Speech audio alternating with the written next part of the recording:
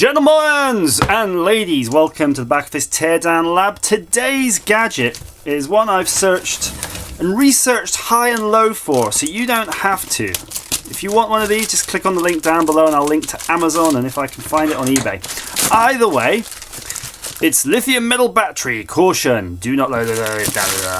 Right, so if like me you have a vehicle and it has tyres, sometimes those tyres can run low, and in my case my tyres are always running low because I've got loads of vehicles, and the problem is with that, it could be dangerous because you might get into your car and it's going to have a flat tyre, and cars of a certain age don't have a tyre pressure monitoring system, so you can buy an aftermarket one.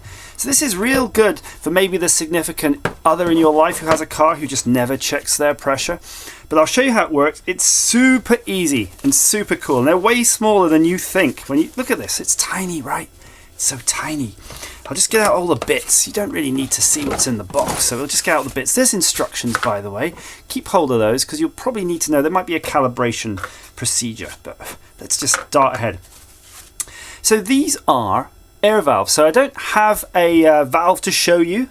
You're going to have to trust me on this one, but you've often done it when you've taken them off your tyre and you've screwed it, to put air in it. This is the same thing, but it's got an actual sensor in it and a transmitter that transmits the tyre pressure to this, the receiver, which when it's in your car shows the pressure of all four tyres. Front left, front right, rear left, rear right. And that's why these are marked left front, left rear, right front and right rear. You're with me so far on that? It's pretty self-explanatory.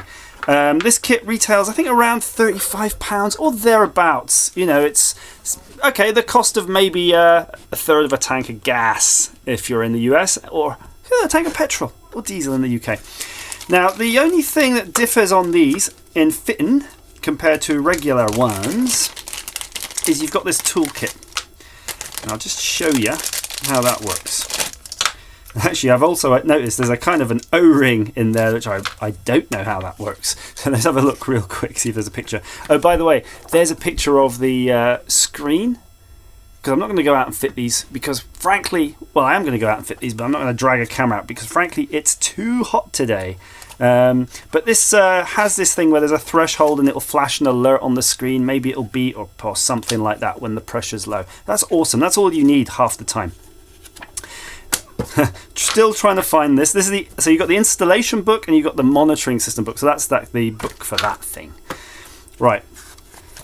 Let's see if we can see what those O-rings are, because I don't want to lead you astray. Oh, by the way, they do internal versions too that are pretty much the same cost, which is awesome. If you're like me and you can actually do your own tire change, change the tires on your wheels, that's pretty sweet to be able to do that.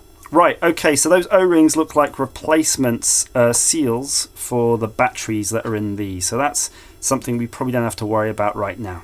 Fine. So this thing comes with this little spanner and it comes with these nuts. And I'm just going to show you why. All you do, take the existing one off your car, pump up your tyres, make sure your tyres are the pressure you want them, by the way. Start off with the pressure you want them, so if that's like 35 psi front and rear generally, then you screw this onto that valve where you've taken the dust cap off, and then you screw this on till it's, you'll feel it. You'll feel it of it's sitting nicely, because of course this doesn't seal. This actually overrides the valve in the tyre, and this has its own seal. So once you've screwed that on, if you've got a little bit of washing up liquid and water, just put that around. Just make sure there's no bubbles, it's not leaking, and that's good. And then you've got this nut on the back. And with this tool, just slip it in there and turn it. And you want to nip it up. So these things are nipped together. And to aid you with that, they provide you with this, which is a tool. See that? That's to actually hold that in place. So you can actually hold that while you get in there and nip it up. So this is kind of like a wrench, like a spanner for this. Now, according to the instructions, this thing splits in half. Ooh, it does, indeed. And the reason it splits in half, though, let's have a look at this. So we're doing a teardown now of the right rear. In that, you can change the battery. That was a girlish thing. Ooh, hello.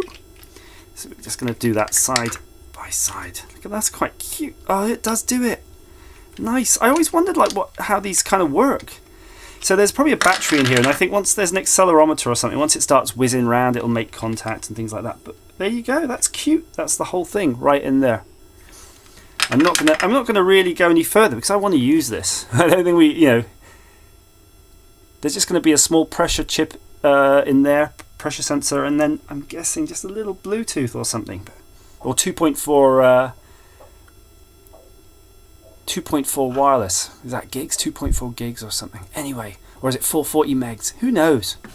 So there you go. Fit that to your car, plug that into your lighter, see your tyre pressures. Can't be as simple as that. And if you're so inclined, use the locking rings to stop people nicking them.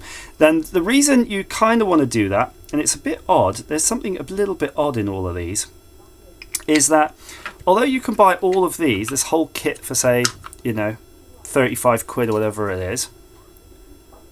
There you go, nip that up. These things are about £10 each, so you don't really want anyone nicking those. So that's why I'd advise use that. But you have to make sure you keep these in your car at all times, so you've got some chance of undoing it when you're on the road. Hope that's of some use to you. As ever, thanks for watching.